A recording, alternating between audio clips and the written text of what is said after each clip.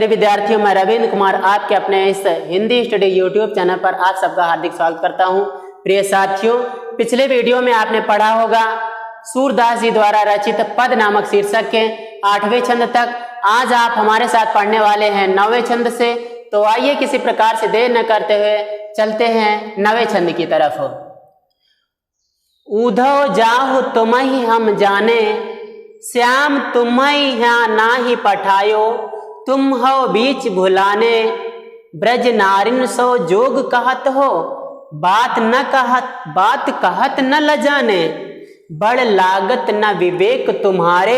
ऐसे भय अयाने, हमसो कही लई हम सही के। जी गुण लेव सयाने, कहाँ अबला कहाँ दशा दिगंबर। मष्ट करो पहचाने, साच कहो तुमको अपनी सौ। बूझत बात निदाने, सूर श्याम जब तुम्हि पठायो। तब नैकहु मुस्काने। यहाँ पर गोपियां जो उद्धव के वक्तव्य से परेशान हैं। कहने का मतलब ये हुआ कि श्री कृष्ण ने उद्धव को भेजा था, जाओ समाचार ले आओ जाके। उद्धव आते हैं गोपियों की नगरी में, वहां पर देखते हैं इन लोगों का बुरा हाल है। वे समझाना चाहते हैं गोपियों को, समझाने का काफी प्रयास करते हैं। वो गोपियों से कहते हैं कि आप लोग किसके पीछे परेशान हैं। वो कृष्ण होता क्या है, अरे कम से कम ईश्वर के पीछे पड़ो तब तो कुछ बन भी जाए। तुम हमारे ईश्वर की आराधना करो, तुम हमारे निर्गुण निराकार पर ब्रह्म परमेश्वर की आराधना करो। कम से कम ईश्वर मिलेगा, वो तो मिलेगा भी नहीं। यूं ही पहले से ही दूर है तो बाद में क्या मिलेगा। बहुत कुछ समझाने के बाद भी गोपियां मानती नहीं है और गोपियां उद्धव की बातों से बहुत परेशान हो जाती हैं। वे झल्ला उठती हैं, इसलिए उन्हें खरी खोटी सुनाने लगती हैं। क्या सुनाती हैं? उद्धव जाओ तुम्हि हम जाने, हे उद्धव जाओ तुम्हि हम जाने। तुम यहाँ से चले जाओ, हम तुमको अच्छी तरह से जान गई। हे उद्धव तुम यहाँ से चले जाओ, तुम यहाँ से निकल लो, हम तुमको अच्छी तरह से जान गई। श्याम तुम्हें यहाँ ना ही पठायो, श्याम श्री कृष्ण ने तुम्हें यहाँ नहीं भेजा था, कहीं और भेजा रहा होगा। तुम हो बीच भुलाने, तुम रास्ता भूल भटक कर यहाँ चले आए। तो इतना करो, तुम यहाँ से दफा हो जाओ। ब्रज नारिन सो जोग कहत हो, तुम ब्रज की स्त्रियों से योग की बात करते हो। बात कहत न लजाने, तुम्हें ऐसी बात करते हुए लज्जा नहीं आती, शर्म नहीं आती। बड़ लागत, कहने के बड़े लोग हो तुम लोग, कहने को बड़े लोग हो। ना विवेक तुम्हारे, लेकिन तुम लोगों की बुद्धि नहीं है, तनिक भी बुद्धि नहीं है। ऐसे भय अयाने, तुम इतने बड़े अज्ञानी हो गए कि हम स्त्रियों से ऐसी बातें करने लगे। हमसो कही लई हम सही कह, चलो ठीक है हमसे कह दिया, हम लोग तो सहन कर लेंगे, कोई बात नहीं। जी गुण लेव सयाने, लेकिन हे चतुर उद्धव जी, सयाने माने चतुर, लेकिन हे चतुर उद्धव जी, जी गुण ले हो, ये बात अच्छी तरह से समझ लो कि जो कह रहे हो ये ठीक नहीं है। कहाँ अबला कहाँ दशा दिगंबर, कहाँ हम सब स्त्रियां अबला, कहाँ हम सब स्त्रियां, और कहाँ दशा दिगंबर, और कहाँ दिगंबर की दशा। दिगंबर अंबर माने वस्त्र, दिको जिनका वस्त्र दिशाएं हो वो दिगंबर अर्थात नग्न व्यक्ति। ऐसा कैसे हो सकता है? कहाँ हम स्त्रियां और कहाँ नग्न होने की दशा, कहाँ नग्न होने की स्थिति। बूझती मष्ट करो पहचाने, अब चुप रहो, मष्ट करो अब चुप रहो, पहचाने हम तुमको अच्छी तरह जान गई, आगे कुछ मत कहना। साच कहो तुमको अपनी सौ, तुम सच सच बताओ अपनी कसम खाकर। साच कहो तुम सच सच बताओ, तुमको अपनी सौ, तुम्हें अपनी ही कसम, तुम्हें अपनी कसम, तुम सही सही बताओ। बूझत बात निदाने, तुमसे हम आखिरी बात पूछ रही हैं कि सूर श्याम जब तुम्हें पठायो, जब सूरदास के श्याम श्री कृष्ण ने तुम्हें यहाँ भेजा था, यहाँ पठाया था अर्थात यहाँ भेजा था, तब नैकहु मुस्काने, क्या उस समय कुछ मुस्कराए भी थे? आइए देखते हैं। कहने का मतलब ये हुआ कि यदि मुस्कुराए होंगे तो इसका मतलब वो हंसी मजाक किए होंगे और तुम सीरियसली लेके चले आए यहाँ। आइए देखते हैं फिर से इसकी व्याख्या को। यहाँ पर उद्धव को फटकारती हुई गोपियां कहती हैं कि हे उद्धव, तुम यहाँ से चले जाओ। श्याम ने तुम्हें यहाँ नहीं भेजा था, श्री कृष्ण ने तुम्हें यहाँ नहीं भेजा था, कहीं और भेजा रहा होगा और तुम रास्ता भूल भटक के यहाँ चले आए हो। यहाँ आके तुम ब्रज की स्त्रियों से योग विद्या की बात करते हो, तुम योग साधना की बात करते हो। बात का हाथ न ल जाने, तुमको ऐसी बात करते शर्म नहीं आती? शर्म नहीं लगती जरा सी? बड़े बड़े तुम कहने को बड़े लोग हो, लेकिन दिमाग तनिक भी नहीं, जरा भी दिमाग नहीं है, मतलब स्क्रू ढीले हो। ऐसे भय आने तुम इतने बड़े अज्ञानी हो गए। चलो हमसे कह लई, हम सही कह, हमसे कह दी, हम लोगों से ऐसी ऐसी बातें कह दी, हम लोग तो सहन कर लेंगे। लेकिन एक बात चतुर उद्धव समझ लो, एक बात समझ लो, ये बातें ठीक नहीं है, किसी और के सामने मत कहना। कहाँ हम लोग स्त्रियां और कहाँ दिगंबर की अवस्था अर्थात नग्न होने की स्थिति, ये कैसे हो सकता है? तुम चुप रहो, आगे कुछ मत कहना। तुम सच सच बताओ अपनी कसम खाकर। तुमसे हम आखिरी बात पूछ रही हैं कि श्याम श्री कृष्ण ने तुम्हें जब यहाँ भेजा था तो भेजते समय क्या वो कुछ मुस्कुराए भी थे? यदि वे मुस्कुराए होंगे तो तुमसे मजाक किए होंगे और तुम वहां से चले आए। कुछ समझ भी लिया करो, काव्य का सौंदर्य देख लो। भाषा यहाँ पे ब्रज भाषा, कौन सी भाषा है प्यारे साथियों? भाषा यहाँ पे ब्रज भाषा हो गई। शैली कौन सी है? वो है गेय। कौन सी है? गेय शैली, यानी गाई जाने वाली शैली। रस कौन सा है? वो तो है भाई श्रृंगार। और छंद पद है, चूंकि सूरदास ने पदों में ही रचना की है। अच्छा, पदों में जो रचना की है वो कौन कौन सी रचनाएं हैं? एक है सूरसागर, दूसरी बताना आप लोग कमेंट्स बॉक्स में। अलंकार देखें, यहाँ पे आप देख रहे होंगे दशा दिगंबर, दादा वर्ड की आवृत्ति हुई है ना, तो इस जगह पे कौन सा अलंकार हो जाएगा? अनुप्रास हो जाएगा ना। चलो, शब्द शक्ति कौन सी है? अभिधा। शब्द शक्ति साथियों है यहाँ पे अभिधा, अर्थात जो यहाँ पे लिखा है वही अर्थ निकल रहा है, यानी जो कुछ कहा गया वही अर्थ निकल रहा है, इसका मतलब अभिधा शब्द शक्ति है। गुण कौन सा है? वो है माधुर्य। कौन सा है गुण? माधुर्य। तो भाषा तो यहाँ पे ब्रज हो गई, शैली गेय हो गई, रस श्रृंगार हो गया।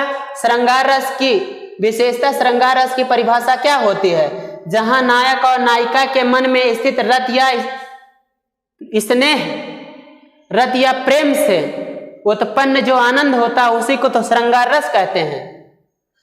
आगे बढ़े, छंद यहाँ पे पद है। अलंकार अनुप्रास हो गया। अनुप्रास की विशेषता होती है जहां पर वर्णों की आवृत्ति होती है वहां पे अनुप्रास होता है, या यूं कहे जहां पे वर्ण की आवृत्ति होती है, क्योंकि एक ही वर्ण अगर दोबारा आ गया बस अनुप्रास हो गया। शब्द शक्ति अभिधा है, जहां पर जो कुछ कहा जाए अर्थात साक्षात मतलब प्रत्यक्ष जो कुछ कहा जाए, जो भी संकेत किया जाए वही अर्थ निकल रहा हो, तो वहां पर शब्द शक्ति अभिधा। गुण कौन सा है? प्रसाद है। जहां पर जिस काव्य के पढ़ने से मधुरता की अनुभूति होती है वहां पर गुण माधुर्य होता है। आइए हम अगले छंद की तरफ चलते हैं। निर्गुण कौन देश को बासी, मधुकर कहि समुझाई सौह दय, बूझत साँच न हासी, को है जनक कौन है जननी, कौन नारी को दासी, कैसो बरन भेष है कैसो की रस्में अभिलाषी, पावे गो पुन कियो आपनो जौर कहेंगो गासी, सुनत मौन होए रहो बावरो सूर सबे मत नासी। यहाँ पर गोपियां उद्धव को कहती हैं, उनको पहले डांटती हैं, उसके बाद में फिर उनसे कुछ पूछना भी चाहती हैं।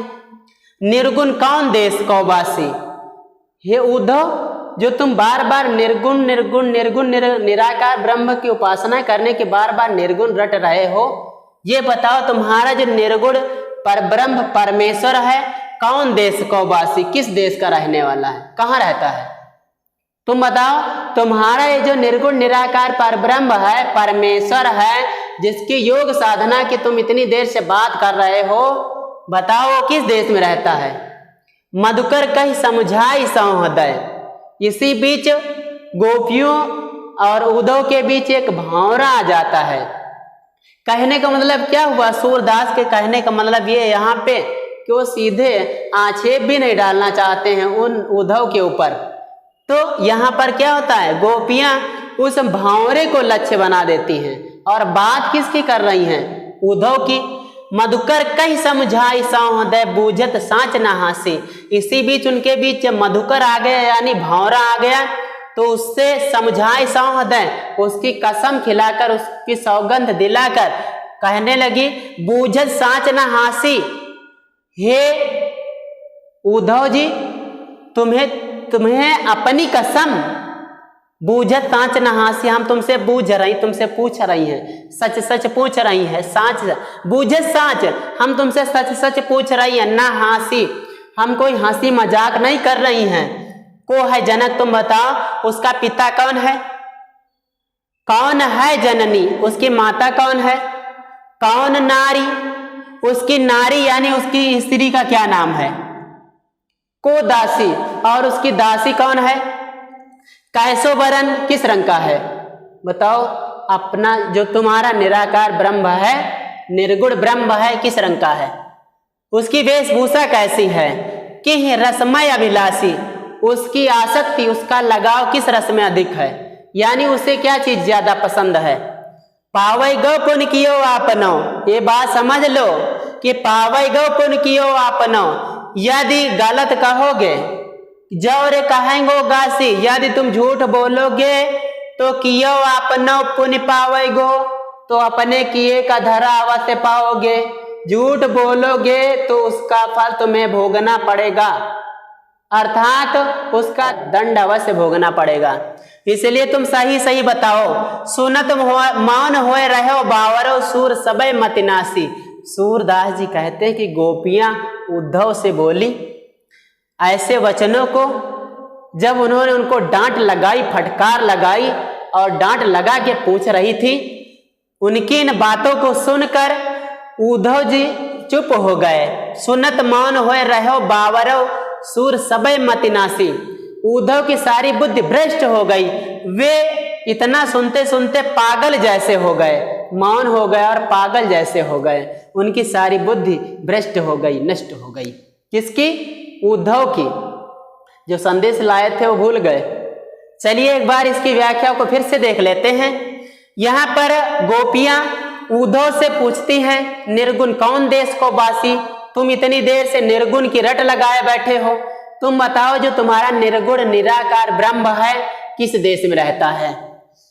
इसी बीच जब भावरा आ गया तो उसको लक्ष्य बनाती, बात तो वो कर रही हो उद्धव से, कहती हैं तुम्हें अपनी कसम, तुमसे हम सच सच पूछ रही हैं, कोई हंसी मजाक नहीं कर रही, हकीकत में बताना जो तुम्हारा निराकार ब्रह्म है उसका पिता कौन है, उसकी माता कौन है, उसकी स्त्री कौन है, अर्थात उसकी पत्नी कौन है, उसकी दासी कौन है, वो किस रंग वाला है, मतलब उसका रूप रंग कैसा है, वेश है कैसो, किस वेश में, किस वेशभूषा में रहता है, किस पहनावे में रहता है, कैसे कपड़े पहनता है, कि रसमय अभिलाषी, उसको क्या अच्छा लगता है, उसकी रुचि बताओ मुझसे।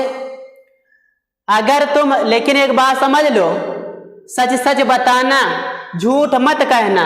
अगर झूठ बोलोगे तो उसका फल भोगोगे, फिर अपने किए का फल अवश्य भोगोगे।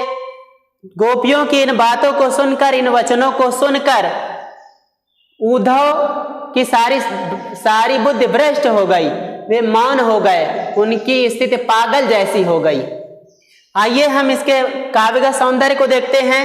भाषा इसमें कौन सी है बच्चों? कौन सी है? ब्रज भाषा। आप देख रहे होंगे कि यहाँ पर जो भी कौन सी भाषा है बच्चों? इसमें भाषा है ब्रज। अच्छा, शैली कौन सी है? शैली है यहाँ पे गेय, और रस कौन सा है? श्रृंगार। कौन सा रस है? श्रृंगार। छंद कौन सा है? छंद है यहाँ पे पद। और अलंकार बताना जरा। अलंकार इसमें अनुप्रास है। अलंकार है यहाँ पे अनुप्रास। शब्द शक्ति अभिधा है। कौन सी शब्द शक्ति है? अभिधा। और गुण है प्रसाद। कौन सा गुण है? प्रसाद। आइए जरा हम एक बार फिर से देख लेते हैं। इस छंद में भाषा ब्रज है, शैली गेय है, श्रृंगार रस है और साथ साथ में छंद कौन सा? पद है। अनुप्रास अलंकार है। कहाँ पे है ये आप देखिएगा। जनक कौन? यहाँ पे लगातार का वर्ड आ रहा है। समुझाई सौह सा वर्ड लगातार आ रहा है, इसलिए यहाँ पर अनुप्रास अलंकार है। शब्द शक्ति अभिधा, चूंकि जो कुछ कहा गया वही अर्थ निकल रहा है। गुण प्रसाद है। यहाँ पे माधुर्य नहीं आया, नहीं है, चूंकि यहाँ पे माधुर्य गुण यानी यहाँ पे मधुरता की कोई बात नहीं है। प्रिय साथियों, आज के अंक में केवल इतना ही, और जो शेष बचा है उसको अगले वीडियो में आप तक पहुंचा दिया जाएगा। आइए चलते हैं। जय हिंद।